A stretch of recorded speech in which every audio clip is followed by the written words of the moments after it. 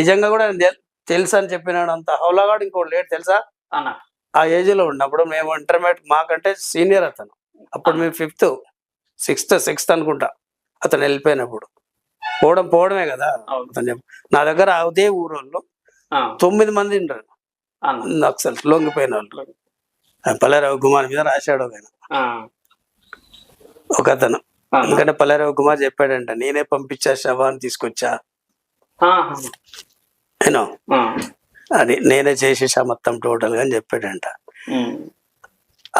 అలా ఆయన జర్నలిస్టే, రాసిన ఆయన కూడా ఒక పత్రిక ఉంది అతనికి.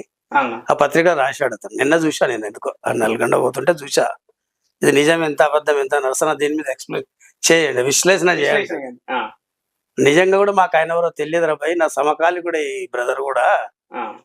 మా రవికుమార్ నా బ్రదరే, సమకాలికుడే. మరి ఈయనకు ఆయనకి ఎక్కడ తెలుస్తుందో నాకు తెలియదురా బాబు. మరి తెలుసు అన్నంత వరకు, మరి తెలియనన్నంత వరకు ఏజ్ లో పెద్దోడు ఇప్పుడు రాసినోడు, మాకంటే పెద్దోడు, మా నియోజకవర్గమే రాసినోడు. మరి అతను నిజాలు అతనికి తెలియాలి, అంతే కదా. ఇప్పుడు నన్ను ఎట్లా అడుగుతావు నువ్వు? నేను తెలుసని చెప్పాను, తెలియనని చెప్పాను. పల్లె రవికుమార్ గారు తెలుసా తెలియదా? కేసీఆర్ గారు ఎమ్మెల్యే సీట్ ఇచ్చాను అనుకో, ఇవన్నీ ఆయన దాంట్లో వేసుకోవాలిగా.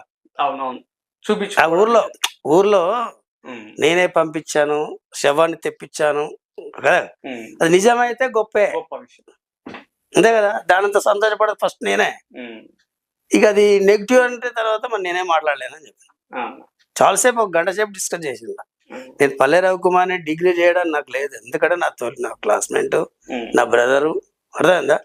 అతను దూషిస్తా నాకేం, అతను నన్ను కావాలని నన్ను అడుగుతున్నాడు అవతల వ్యక్తి. ఆయన జర్నలిస్టే.